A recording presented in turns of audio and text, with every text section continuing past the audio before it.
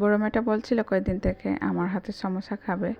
তো দোকানের মতো সমোসা তো আমি বানাতে পারি না, তারপরেও আজকে একটু চেষ্টা করলাম যে আমি আমার স্টাইলে সমোসা বানাতে।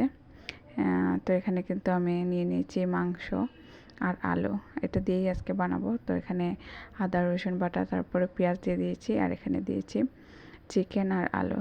চিকেনটাকে আমি কিউব করে কেটে নিয়েছি আর আলুটাকেও সমানভাবে কেটে নিয়েছি। আর এখানে দিয়েছি আমি মশলা, মাংসতে যে মশলাগুলো দিই সেই মশলাগুলোই আমি দিয়েছি এখানে। দিয়ে এখানে আমি ডো বানিয়ে নিব। এখানে আটা দিয়ে আমি ডো বানিয়ে নিয়েছি নরম করে। আর এদিকে ভাজি হওয়ার সাথে সাথে কিন্তু ডোটা রেখে দিয়েছি আমি রেস্টের জন্য। দেখেন আমার চিকেন আর আলুর মিশ্রণটা কিন্তু আমার রেডি হয়ে গিয়েছে, আলুটা সিদ্ধ হয়ে গিয়েছে। এখন চলে যাব আমি আমার সমোসা বানাতে।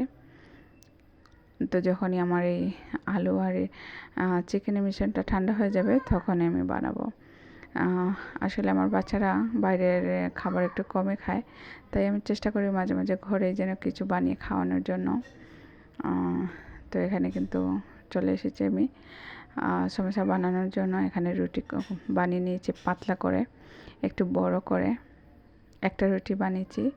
বানিয়ে এখন কিন্তু আমি একটা বয়ামের ঢাকনা দিয়ে আমি শেপ করে নিব, মানে কেটে নিব। তো কুকি কাটার থাকলে কিন্তু কুকি কাটার দিয়ে কাটা যায়, তো আমার কাছে ছিল না। আমি বয়ামের একটু বড় সাইজের বয়ামের যে ঢাকনা থাকে সে ঢাকনা দিয়ে আমি কয়েকটা একসাথে কেটে নিয়েছি। কেটে নিয়ে এখন দেখেন আমি চিকেন আর আলুর ইয়েটা দিয়ে আমি পুর ভরে এখন মুখটা আমি সিল করে দিব।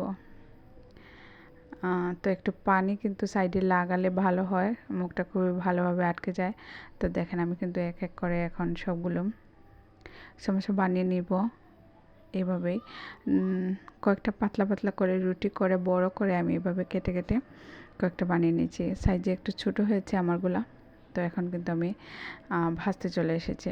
কয়েকটা একসাথে বানিয়ে ভাজতে চলে আসলাম। আমার এই সমোসা বানানো আপনাদের কাছে কেমন লেগেছে অবশ্যই আমাকে কমেন্ট করে জানাবেন। আর আমি সবসময় আমার ভিডিও দেখলে আপনারা বুঝতে পারবেন যে আমি আমার বাচ্চাদের কথাই সবসময় চিন্তা করি। আপনারা বলবেন শুধু বাচ্চা বাচ্চা করে, কিন্তু আমার পুরো পৃথিবীটাই এখন বাচ্চা। আমার বাচ্চারা যদি খায় আমার ভালো লাগে। আমি সবসময় চেষ্টা করি বাচ্চাদের জন্য কিছু বানিয়ে ঘরেই খাওয়াই। বাইরের খাবারটা খুবই অ্যাভয়েড করি আমি।